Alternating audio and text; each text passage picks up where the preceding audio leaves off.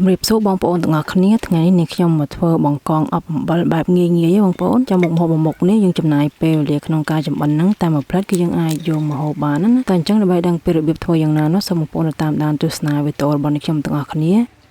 ដំបូងនេះខ្ញុំយកអំបិលគ្រុងចំនួនកន្លះគីឡូបងប្អូនហើយអំបិលហ្នឹងវាបរិមាណគឺអត់កំណត់ទេបងប្អូនចង់ដាក់ច្រើនជាងហ្នឹងក៏បានដែរហើយយើងមើលតាមជាក់ស្ដែងចំនួនបង្កងដែលយើងយកមកធ្វើណាហើយនេះខ្ញុំបានដាក់អំបិលហ្នឹងក្រាលនៅបាតខ្ទះអញ្ចឹងមករួចយើងគៀវាឲ្យស្មើហើយនេះខ្ញុំក៏បានដាក់គ្រឿងកាត់ឆ្អាបហ្នឹងមានគល់ស្លឹកគ្រៃដាំឲ្យបាយដើម្បីវាចេញក្លិនបានល្អហើយក៏មានស្លឹកក្រូចសើចដែរហើយបង្កងនេះខ្ញុំមានចំនួនតែ4ខាំទេបងប្អូនអញ្ចឹងនេះខ្ញុំចំណាយពេលក្នុងការចម្អិនហ្នឹងត្រឹមតែ10នាទីទេ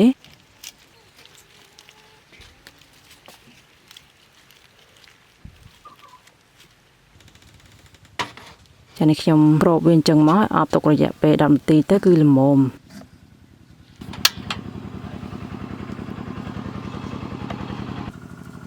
ហើយនេះខ្ញុំមកធ្វើទឹកត្រីកោះកុងវិញម្ដងនេះខ្ញុំដាក់ខ្ទឹមស4កាពឹសហើយម្ទេសហ្នឹងដាក់តាមចំណង់ចំណូលចិត្តណាបងប្អូនហើយនេះខ្ញុំដាក់ប៊ីចេង1ស្ព្រាកាហ្វេម្សៅស៊ុបមាន់1ស្ព្រាកាហ្វេដែរដាក់ចូលមុនគ្រឿងផ្សំផ្សេងទៀតចឹងមកដើម្បីកុំឲ្យបុកទៅវាខ្ទាតណា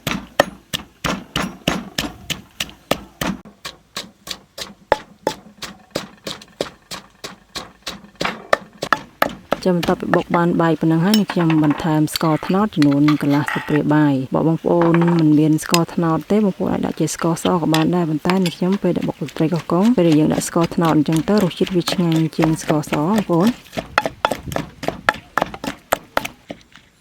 ចាំបន្តមកទៀតនេះខ្ញុំដាក់ទឹកត្រីចំនួន3ស្លាបព្រាបាយហើយនឹងក្រូចឆ្មាចំនួន3ចំណិតចារសជាតិទឹកត្រីកោះកុងនេះខ្ញុំយករសជាតិប្រៃផ្អែមជូរបងប្អូន3ជាតិហ្នឹងគឺរៀងដិតបន្តិចបងប្អូនចូលចិត្តរសជាតិបែបណាបងប្អូនអាចដាក់តាមចំណង់ចំណូលចិត្តណាតែប៉ុណ្ណឹងរួចរាល់ហើយទឹកត្រីកោះកុងរបស់ខ្ញុំ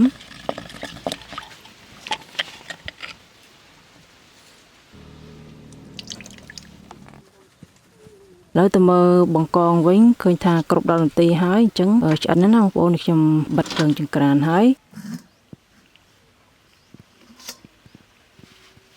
យកវាចេញពីអំបិលហ្នឹងមក